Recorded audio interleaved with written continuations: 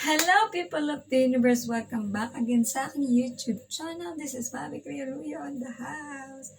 Hello, magandang umaga po sa ating lahat. So today is another day. Today is Wednesday and today is morning. And kakalis lang ng mga alaga ko at ng mga amo ko. So, hello! Alam nyo na, magsana lang ako niyan. So, please bear with me kung parang may maingay dyan kasi nakasalang aking labahan. Ayan. Timpla tayo ng kape. Nakape ako ulit, guys. Try ako ulit magkape. Black coffee. Ayan. Black coffee kasi basta hindi maganda yung 3-in-1. Sabi nila. So, ito. Pero umiinom din ako na ito, guys. Kung ito kayo.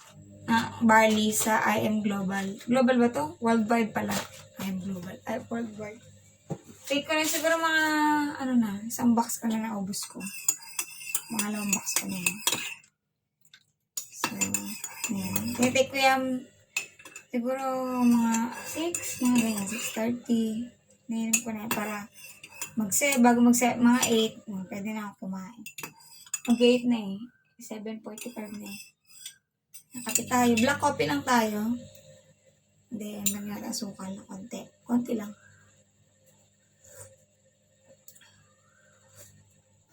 Ayoko rin masyado matamis. Sakto lang yan yung naninipa. So anyway, for today's vlog is I want to share an awareness. Ang mga napapanood ko rin to sa mga vlogger na dito sa Hong Kong. Kung kilala niyo si Brian Calagua ba yung Calagua? So, nag-ano siya ng mga awareness yan dito sa Hong Kong. So, I want to share din yung awareness na yun sa ating lahat. Especially yung mga tao or mga kababayan natin na nag-work na dito sa Hong Kong or yung mga nagplano pumunta dito sa Hong Kong. So, magkakaroon na kayo ng idea yung mga dapat nating iwasan, yung mga dapat nating mga information na dapat natin malaman para makaiwas tayo sa mga disaster, sa mga sa mga bagay na dapat nating iwasan at hindi tayo mapahamak, guys, no? So, ayan ang aking i-share today. So, ang about sa aking siguro 2 points yung i-share kong awareness kasi napaka-importante nito is connected to then sa pangutang din, ganyan. May connection din siya. So anyway, so ayun yung awareness ko is kasi nagpadala kay Sir Brian ng parang kwento niya, experience niya ngayon. So, na-hold siya sa immigration, yung isang kababayan natin, pauwi na siya ng Pilipinas kasi waiting siya, need niya mag-exit kasi parang naghanap siya ng bagong amo. Then, kailangan niya mag-exit while waiting sa kanyang visa. Pero may amo na siya dito. And so, na-hold siya sa immigration sa dito, immigration sa Hong Kong. Mag-check-in siya ng kanyang luggage. So, na-hold siya. So, make the story short, na-hold siya, punta siya na immigration, na-investigahan siya, tapos hindi na siya nakauwi. Na-hold siya. So, nandito pa siya sa Pinas, na-hold siya. Kasi, bawal siya lumabas ng Hong Kong kasi meron siyang case. So, ito nga guys, ang case niya is about money. Money laundering. Basta about, hindi na in-explain kung ano. Basta money laundering siya about pera. So, ito yung nangyari. Na-hold siya nga dahil nalaman, syempre na-detect na yung information niya, yung Hong Kong ID niya is nagamit sa maling tao. Alam mo yun, parang nagamit yung niya, yung information niya ng mga scammer dito sa Hong Kong. Guys, diba? Yun, kailangan maging ingat kayo.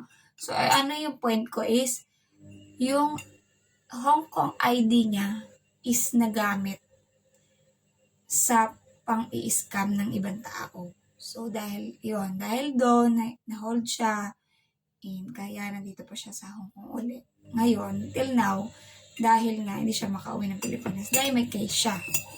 So ayun yung shinare kabayan natin na maging awareness din sa ating lahat na huwag kayong magbibigay ng information niya, especially yung Hong Kong ID nyo.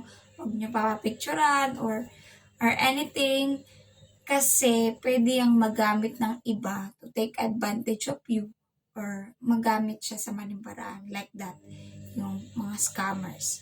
So, yan. Ang kay kabayan, ang kwento niya is parang may 300 pesos. Parang may kakilala siya na 300 pesos. Ganyan, pipicturan lang daw. Ganyan yung ano niya, yung Hong Kong ID.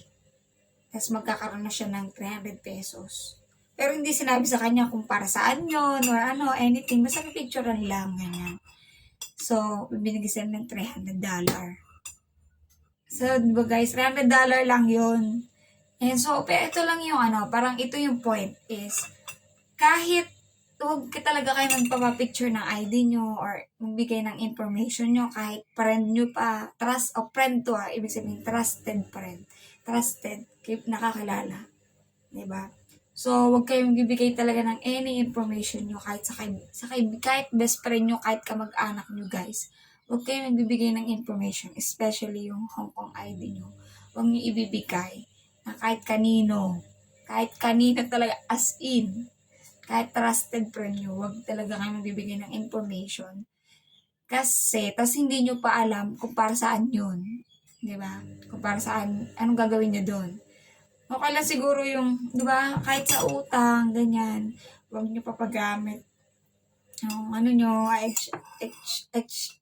Hong Kong ID nyo, para lang pautang yung iba. Alam mo yun, para maging garantor, yun, mahirap din yun, huwag din yung gawin yun. Especially kung bago pa kayo dito sa Hong Kong or matagal na kayo, huwag nyo rin gawin yun. So, ayun yung awareness na binigay sa atin ng isang kabayan natin. Kasi may case siya dito sa Hong Kong. Hindi siya maka-uwi. Kahit gustong-gusto na niya umuwi. Kasi na-trauma na siya. Natakot siya. Siyempre, na-hold siya. Tapos na-detain siya sa police station. So, ayun yung awareness sa atin na huwag ka magbibigay ng any information. Kasi dito sa Hong Kong, guys, kasi uso ang scammer and ang money laundering is talagang talamak dito sa Hong Kong. And then, talagang sobrang higpit nila dyan. Kaya nga, kung mapapansin nyo, sa Alipay natin, kung gumagamit kayo ng Alipay na apps, is may limitation ang pag-send ng pera sa Pinas, may limitation ang paglagay ng pera doon per day. So, kasi talagang dito, dito, yung digital ang tawag doon, yung talagang, yung IT nila dito is talagang mabilis kang mahanap, mabilis kang madidetect. Especially Hong Kong ID natin, mabilis ka ma-detect. Kasi nagagamit yan sa lahat ng transaction dito sa Hong Kong. So, talagang, hindi ka, mahuli ka at mahuli ka talaga. Iwan. So, anyway, partner natin ang ating kape ng Pita. Not sponsored. Charot lang. So, ayun lang yung aking, ang gusto ko i-share, maging awareness sa ating lahat. And ang ID natin, huwag nyo din gamitin sa pangutang. So, ayun lagi kong reminder, guys, especially kasi this past few days, basta may kakilala ako na problema nila, nangutang sila, di ba? Nangutang siya, personally nangutang siya. And then, ang problema is, nagarantoran din niya yung isang kakilala niya na mangutang. Or guarantor or half-half sila sa inutang. Ganon. So, tapos, ang nangyari, itong isa na katulong niya doon sa kalahati niya, kahap niya sa inutang nila, is, ang nangyari is, guys, na-terminate. Ito yung, ito yung masakit sa ulo is, siyempre na-terminate na yun, so may utang ka na, may utang ka pa sa sarili mo. Tapos may utang siya, nahati kayo. So, ang problema na ito is, siyempre wala na siyang trabaho, uwi na siyang Pinas. Terminate siya. Wala ang amo. Wala siya nakuha pang amo. So, waiting pa siya. So, sino mag-shoulder nun? Nung isa pang utang na inutang din yan. Kahit half sila doon, di ba? So, ayun, masakit sa ulo. Kahit ako, inisip ko siya sa akin. Masakit yung ulo ko. Kasi, ako nga, advocate din naman ng financial education, financial literacy. So, pagdating dito, especially, one year pa lang sila dito sa Hong Kong. Para sabi ko, ang lakas ng loob niyo mangutang dito. Na 1 year pa lang kayo, ganyan. So, ang sakit. Sumasakit yung, bangs ka. Sumasakit yung bangs. Masakit yung ulo ko sa kanila. Hindi ko naman dahil sila masisi. Kasi, may reason naman kung ba't sila nangutang. But, as long as, ito yung hindi talaga sagot yung may utang ka na, para mabayaran may utang na yung mangutang ka. So, hindi yon, hindi talaga. Kahit anong isipin ko na dahilan, hindi talaga siya as na-educate na, di ba, ng financial literacy. Hindi talaga siya solusyon na yung utang mo is mangutang ka para mabayaran yon is will never be a solution. Or okay lang siguro yung one time na yon nang utang ka para bayaran yung utang mo and then that's it. Yung tatapusin mo na. Huwag ka nang kumuha pa ng ibang utang, to para bayaran pa yung isang utang or yung mga kailangan mo, di ba? So, mas, mahihirapan ka nung mag-ipon, mahihirap. Hindi ko na-imagine. Dahil ako, na-try ko naman, kaso nga lang ako, talagang in-end ko rin yun. Sa akin, experience ko din ganyan, guys. And I feel you, and I understand naman din minsan. But, na-try ko na siya, and then, naging financial educated na tayo, na-share na tayo ng financial literacy. So, ni-stop ko na talaga yon and then talagang binibuild ko na yung financial ko ng tama. And praise God talaga. Sabi sa akin nga nang nag-share sa akin nun is na ako lang daw yung unang tao niya na nakausap ba yan? Or kakilala na wala daw utang. I mean, yung hindi pa nangutang dito sa Hong Kong. So guys, ayun talaga yung ay Lord, pinag-pray ko talaga yun na makaalis ako sa utang na yun. And hindi ko talaga lubos maisip. Ayoko talaga mangutang dito sa Hong Kong kasi first, masakit sa ulo yun. And then second, kung hindi ko naman kailangan, di ba? And then also, the interest guys, yung interest dito, akala mo maliit, 3.4 point something na nga dito eh. Akala mo maliit, but it's Hong Kong dollar guys. So, it's So, hindi ko sinasabi guys na masamang mangutang.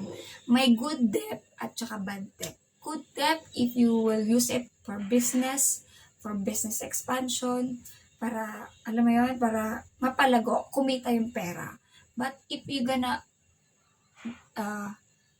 mangutang ka dahil lang sa wants mo, magpapatayo ng bahay, pagandahin yung bahay, I didn't say it's bad, but hindi naman siya kumikita ng pera, hindi siya magbabalik ng pera uli.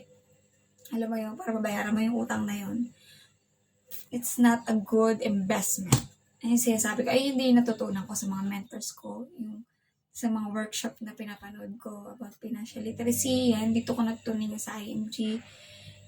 Talagang, kahit manood kayo ng kahit anong financial coaches, it's not, hindi siya, ang ganda hindi talaga nila advisable, hindi na tinuturo yun na pag nangutang ka, papagawa mo ng bahay. Okay, sana kung papagawa mo bahay, tapos ipaparentahan mo, ganyan. Yun, pwede yun. It's a good debt. Pwede yun. Basta magbabalik ng pera sa'yo is a good debt. Pero kung yung pera na yun, hindi babalik sa'yo or hindi mag-accumulate ng another income, so it's not a good idea na mangutang ka para lang doon. So, kung may gusto tayo, pagpagawa ng bahay, sasakyan, ipunin natin and tayo ng right investment or basta mag-ipon tayo. Ayun yung mag-ipon tayo muna while we still cannot afford it. Talagang, delay muna natin yung mga gusto natin kung hindi pa natin kaya. So, ayun lang guys. Ayun lang na may awareness na kailangan kong gusto ko i-share today. And ayoko nang umaba tong video na to. So, 15 minutes na to. So, ayun guys. I hope may natutunan kayo today. And ayun na awareness. Huwag niyo papagamit yung mga ID nyo to anyone, to anybody. Talaga, kahit kakilala mo ba, kahit trusted mo pa yan guys. Huwag talaga kasi for security mo din. And explain nyo na lang din sa mga kakalala nyo. And para advice nyo rin, huwag din nila ipahiram yun sa iba. Kasi it might used to mga masamang loob, diba? Like na nangyari sa kababayan natin. So, ayun lang guys. I hope you like this video. Sana may natunan ko. Please like, share, and subscribe sa aking YouTube channel. And if you have any comments, suggestion, violent reaction, just comment down below guys. And I will answer those questions. And yeah, I hope to see you guys soon. And see you in my next vlog. Bye guys. God bless.